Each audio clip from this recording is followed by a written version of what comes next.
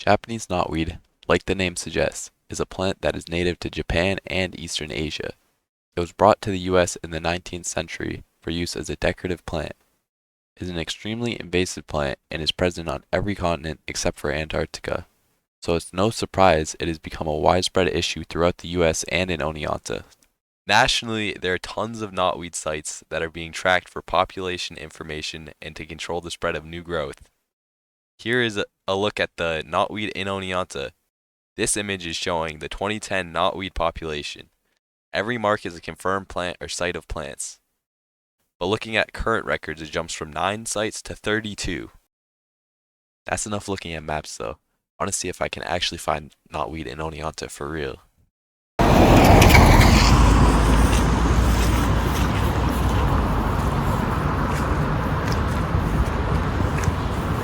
I'm here at Neilwood Park, looking to see if I can actually find Japanese knotweed in the field.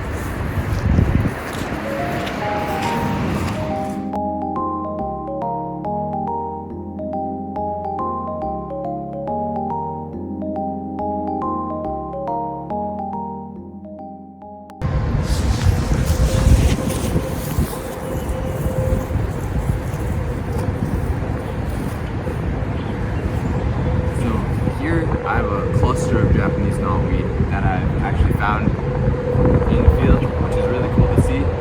But something that's actually interesting and shows why this is an invasive species and how it spreads so well is the fact that this was not mapped out and this has not been logged, and all the knotweed that are supposed to be in Niwa are way down this river, which means it has been probably swept up in currents and brought down here, and it's started to take hold further down the river.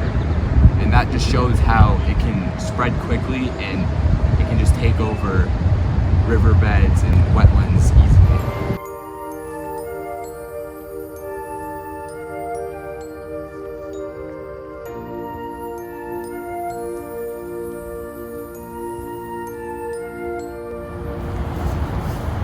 Why is knotweed so bad for native ecosystems? First off, it starts to grow early on in the spring, earlier than most native plants, and it grows very rapidly, which allows it to just outcompete native plants. And once it gets very established, it'll grow into large groves that can get up to 9 to 12 feet tall. And this will kill the native plants, and then it'll strip habitat for the native animals in the area, and it will just devastate ecosystems. The other problem is, once it's established, it is extremely hard to remove Japanese knotweed. All it takes is a single root or a single piece of a stem, and it can just regrow because shoots will just come off that single piece. So once it's established in the area, it is almost impossible to fully remove from the area. Another issue is it favors these riverbed and wetland areas. So when flooding happens in the spring, it can get washed away. Parts of it will get washed away and it just spreads. It has a shallower root system than many of the native grasses and plants, so it destabilizes the riverbeds, and that just accelerates the spreading a little further downstream.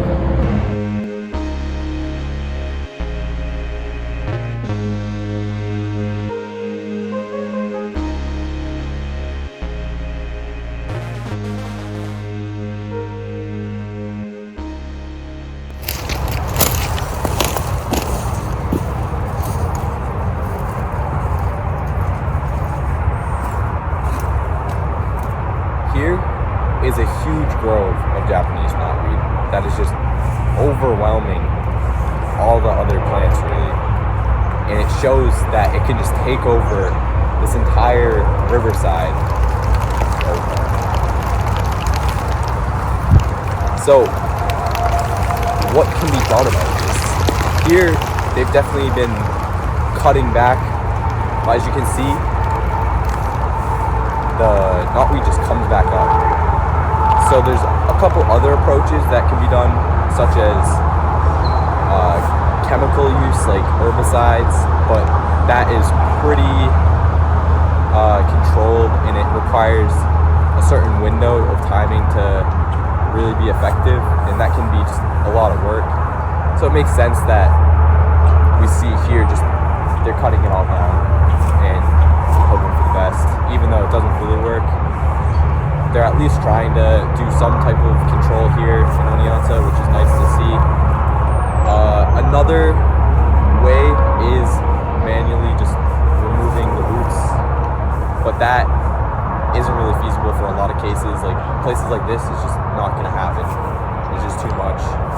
So unfortunately, usually when stuff gets this big, it's kind of just stuck here. But at least the town of Oneonta is doing something.